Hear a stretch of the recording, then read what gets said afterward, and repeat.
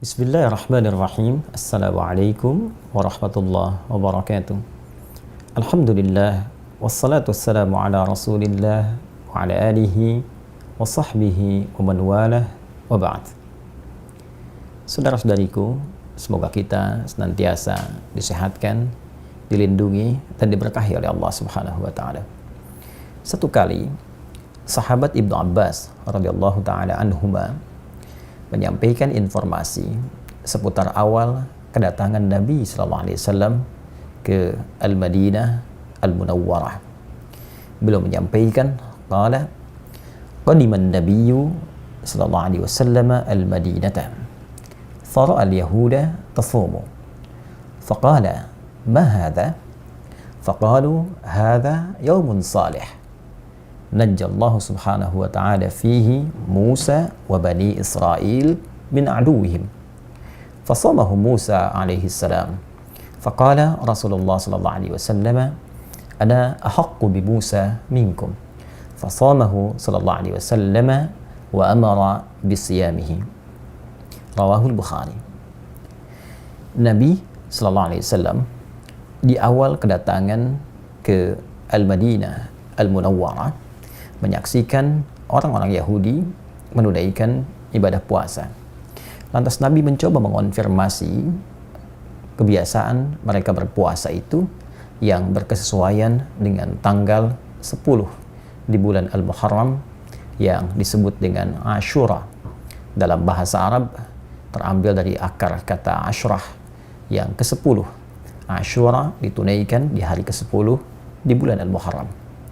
Nabi mengonfirmasi kepada para sahabat, orang-orang di sekitarannya, termasuk juga kaum Yahudi pada masa itu. Mahadha, apa yang dilakukan oleh orang-orang Yahudi dengan puasa di hari ini? Lalu mereka menjawab bahwa mereka menunaikan puasa pada saat itu untuk mensyukuri nikmat Allah Subhanahu wa taala yang telah diberikan kepada Musa alaihi salam dan pengikut beliau saat diselamatkan oleh Allah Subhanahu wa taala dari kejaran dan kekejaman Firaun laknatullahi alaihi. Hadza yaumun salih. Mereka mengatakan ini hari yang sangat baik. Hari saat Allah menyelamatkan Musa alaihi salam dan Bani Israel.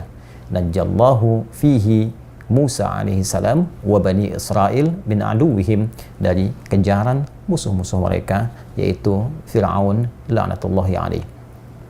Nabi sallallahu alaihi wasallam lantas merespon keterangan ini dengan mengatakan, ana ahaqqu bi Musa minkum. Sungguh aku lebih berhak untuk melestarikan dan menyempurnakan syariat Musa alaihi salam dibandingkan dengan kalian yang boleh jadi pada saat itu bahkan kini telah bergeser dari ajaran-ajaran syariat-syariat Nabi Musa alaihi salam. Maka beliau pun memberikan contoh kepada para sahabat untuk melestarikan puasa sebagai syukur kepada Allah atas perlindungan Allah kepada Nabi Musa dan kaumnya dari kejaran Firaun di masanya. Kemudian meminta para sahabat pun untuk melestarikan puasa yang dimaksudkan, yang dikenal kemudian dengan puasa Ashura yang bertepatan dengan 10 Al-Muharram. Diriwayatkan hadis ini oleh Al-Imam Al-Bukhari. Saudara-saudariku, hadis ini setidaknya mengonfirmasi 3 hal yang bisa kita dapatkan dan kita raih hikmahnya serta melestarikan hukum yang terdapat di dalamnya. Pertama, Nabi ketika mengatakan ana ahaqqu bi Musa minkum, saya lebih berhak dibandingkan dengan kalian untuk melestarikan dan menyempurnakan syariat Musa alaihissalam. Kalimat ini seakan memberikan penegasan bahwa din syariat yang dibawa oleh setiap nabi dari sejak nabi yang pertama Adam alaihissalam sampai Nabi Muhammad sallallahu alaihi wasallam bersumber dari satu Tuhan yang sama, bersumber dari keyakinan yang sama, ketundukan kepatuhan yang sama.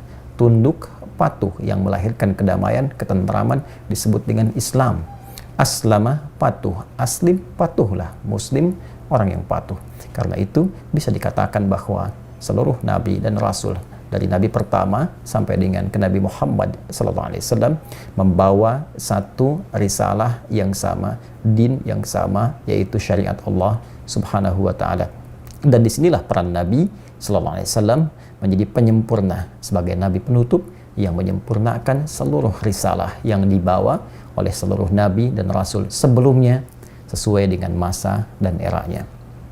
Kedua, Nabi SAW ingin memberikan keteladanan kepada kita bahwa segala bentuk nikmat yang kita terima dari Allah Subhanahu wa Ta'ala, apakah nikmat itu berupa pemberian yang kita dapati atau pertolongan yang Allah berikan saat kita mengalami satu ujian, musibah, terbebas dari lilitan utang piutang, terbebas dari kejaran orang-orang yang mengintai, terbebas dari ancaman-ancaman yang dihadapi, segala kesulitan yang kita rasakan, dan mendapati pertolongan Allah, bahkan diberikan pemberian yang begitu berlimpah, maka adab kita terhadap Allah Subhanahu wa Ta'ala adalah menampilkan puncak syukur kepadanya. Seperti Nabi ketika diberikan anugerah oleh Allah yang besar dengan turunnya surah Al-Kautsar itu, inna a'tainakal kautsar, kami sungguh telah menjamin, menyiapkan untukmu kenikmatan yang sangat berlimpah di surga kelak. Fasalli li rabbika wanhar, maka dengan itu sikapilah semua nikmat yang telah kami jaminkan itu dengan cara bersyukur kepada Allah, dengan meningkatkan salatmu, meningkatkan doamu, meningkatkan korbanmu, meningkatkan sifat berbagimu.